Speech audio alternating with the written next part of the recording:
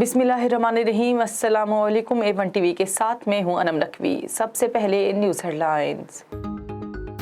वजीर खजाना मिफ्ता इस्माइल ने पेट्रोलियम मसनूआत की कीमतें न बढ़ाने का इंदिया दे दिया।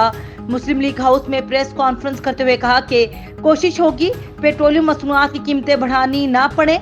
इमरान खान की IMF से मुआहिदों का बोझ हमें उठाना पड़ रहा है।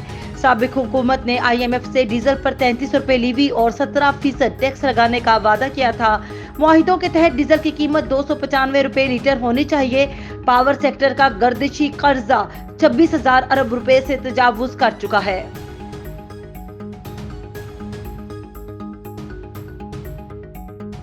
तहरीक के रहनुमा असद उमर का ट्वीट लिखा, गुज़श्ता 2 माह से सियासी अदम इस्तेहकाम से ज़र मुबादला के ज़ख़ीरा 6 अरब डॉलर कम हो गए। हुकूमत का शरह सूद का फैसला कौम पर दिन दिहाड़े डाका है। मजीद कहा कि हुकूमत के पास जाली मुकदमों और वीडियोस की धमकियों के सिवा कोई हिकमत अमली नहीं।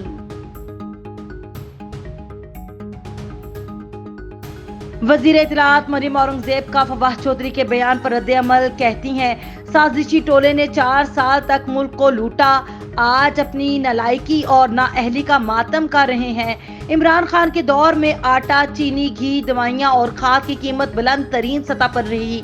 बेरोजगारी और महंगाई की वजह इमरान खान की करप्शन और लूट मार थी। वजीर आजम शहबाज शरीफ ने अवाम को सिर्फ 2 हफ्ते में रिलीफ दिया। साबिक वजीर दाखिला शेख रशीद कहते हैं, जिस तरीके से हुकूमत लाई गई इसने इमरान खान को जिंदा कर दिया। मार्च में कह दिया था कि हमारी हुकूमत के लिए मसाइल है। नवाज शरीफ से मुलाकातों पर मैं और इमरान खान बाखबर थे। वजीर आजम के दौरे सऊदी अरब पर रद्द-ए-अमल देते हुए कहा, सऊदी अरब और UAE से कुछ नहीं मिला। ये गुलाम हुकूमत है, जैसा कहा आ जाएगा वैसा करेगी।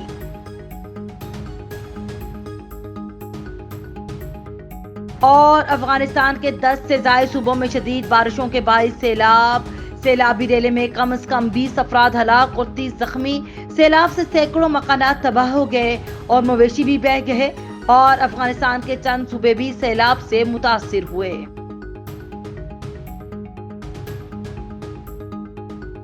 वजीर आजम शहबाज शरीफ का अफगानिस्तान में सैलाब और कीमती जानी और माली नुकसान पर दुख और अफसोस का इजहार। कहा, पाकिस्तानी हुकूमत अवाम की इस दुख की घड़ी में अफगान भाई बहनों के साथ खड़े हैं और उनके गम में बराबर के शरीक हैं। उन्होंने अपील की कि आर्मी बरादरी अफगान हुकूमत और अवाम की मदद के लिए आगे आए और वजीर आजम ने मुतासरीन के लिए हंगामी इमदाद भेजने का भी ऐलान किया। अमेरिका ने एक बार फिर कराची यूनिवर्सिटी दहशतगर्दी हमले की मजम्मत कर दी। तर्जुमान महकमे खारजा ने प्रेस कॉन्फ्रेंस के दौरान कहा, दहशतगर्द हमला कहीं पर भी हो काबिले मुजम्मत है। पाकिस्तान के साथ 2 तरफा ताल्लुकात की कदर करते हैं और पाकिस्तान के साथ बाहमी ताउन जारी रहेगा।